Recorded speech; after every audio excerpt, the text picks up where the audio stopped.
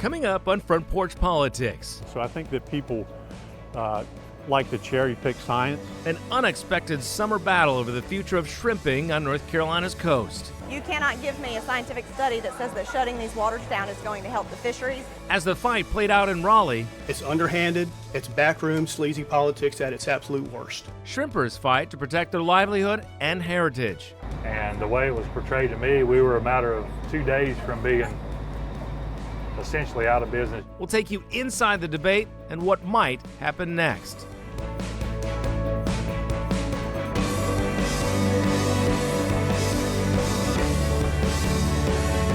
Welcome to another edition of Front Porch Politics, the show that puts politics back into our communities. I'm Tim Boyum. You know, when we think about rivalries in this state, you probably think Duke, Carolina, or Republicans versus Democrats. But believe it or not, one of the most fierce debates and rivalries in the state, commercial fishermen versus recreational fishermen and conservationists.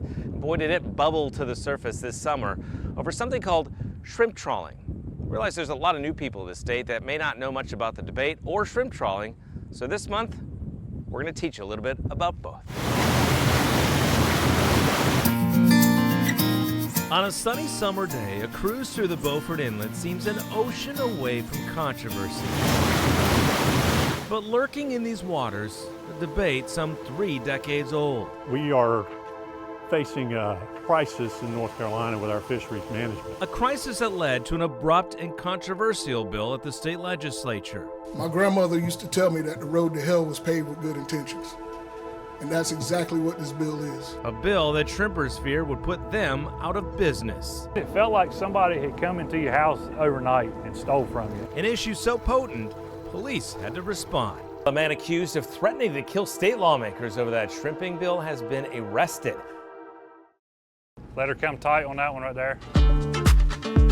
It's a hot summer day in Beaufort. We're headed out on the water. Our captain for today's cruise, Thomas Smith.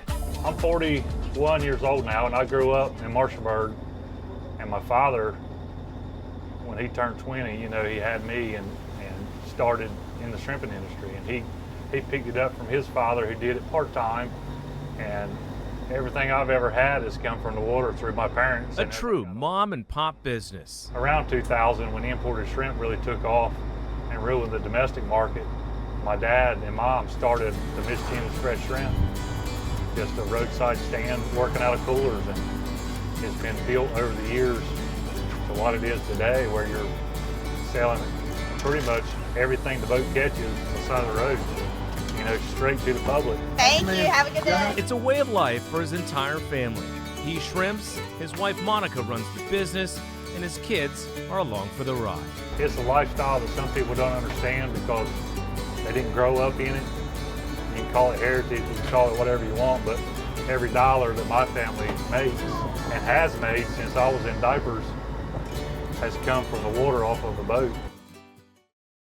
Spot, croaker, gray trout. Back in Raleigh at Lake Johnson, we meet a different kind of fisherman. The Coastal Conservation Association is a community of anglers and conservationists. He leads a group focused on preserving recreational fishing. For me, it's about our kids and our grandkids. We have our own heritage. You know, that idea that you go fishing with your dad or your granddad or your grandmother, in my case, you know, fishing on a farm pond with my grandmother. You know, that's part of our culture as well.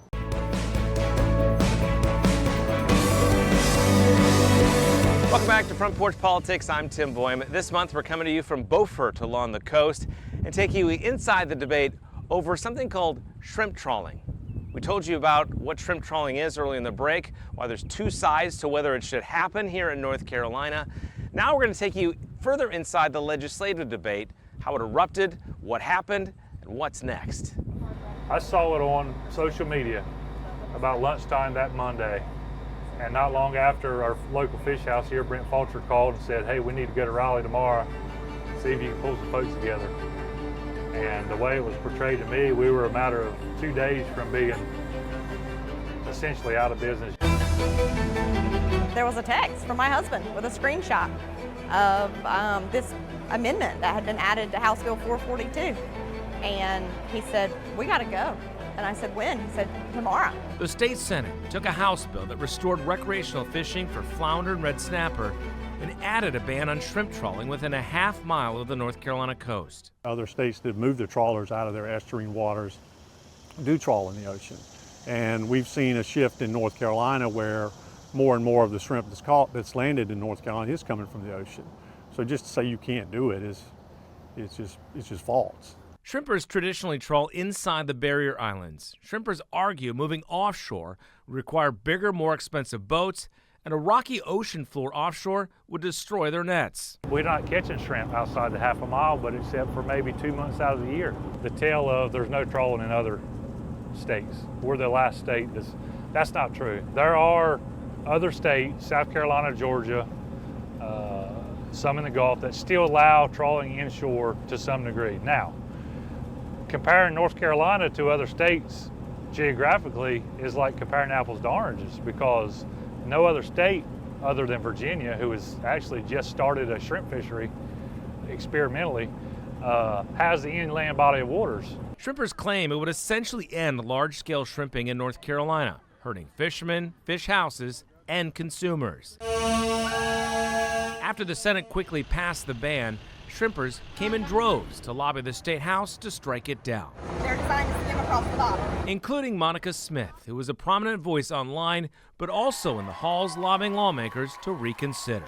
Do you feel listened to? Yes, so far.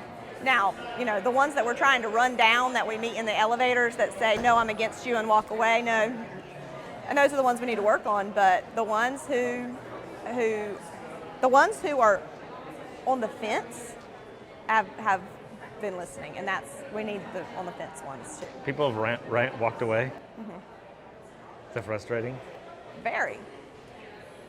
And you know, the Senate vote, it's unfair because it came so fast.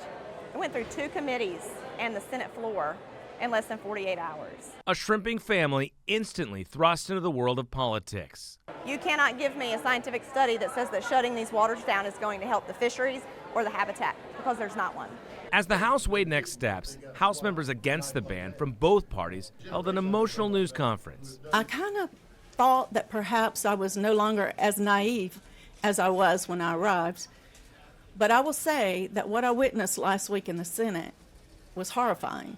Having stakeholder input is how you get to a good decision, not dropping a bomb on a bill that has hardly been considered and hasn't included the public that need to weigh in and the stakeholders that were most impacted by this bill. Folks, we don't flip a switch on an industry, because if we do it on shrimping, what do we do it on next?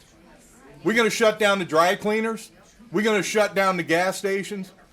Are we going to shut down the people who go to work every day making an honest living because some branch of the government finally decides in some slimy backroom deal that they don't want to do this anymore? One of the only senators to vote against it railed against his own party. It's underhanded, it's backroom, sleazy politics at its absolute worst. Last week, I was ashamed to be a member of the North Carolina General Assembly. The House members in that room vowed to protect the shrimpers. And we're going to drive a stake through its heart so it's dead, because as you've noticed many times in this building, bills are like Freddy Krueger bills. Once you think they're dead, they come back to life. This one's going to die a swift, painful death. Or we're going to die trying. Outside that small news conference room, hundreds of shrimpers listened on cell phones intently, hanging on to every word without saying a word, fears of their uncertain future evident. How do you feel at this moment? Hopeful, and I didn't feel that last week. It was pretty somber on the way home those 2 times. The next day, the hard work paid off. The Republicans who lead the State House announced it was over, for now. This policy sent to us by the Senate will not be heard by the North Carolina House. We still have a number of members who are concerned with the effects of trawling, and so I know those members will continue to work on those issues. But as for the bill that came over from the Senate, it was pretty clear that the support was just simply not there for that. Time for one last break. When we return, This chapter ends, but what's next in the debate over the future of North Carolina waters?